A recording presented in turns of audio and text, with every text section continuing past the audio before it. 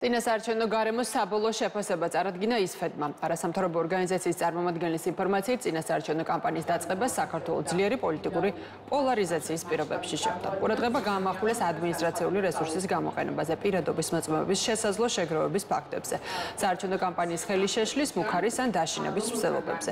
ასევე შეფასებაში საუბარი არის საარჩევნო კანონმდებლობაში ცვლილებებზე, პოლიტიკური სუბიექტების რიტორიკასა და მედია გარემოზე.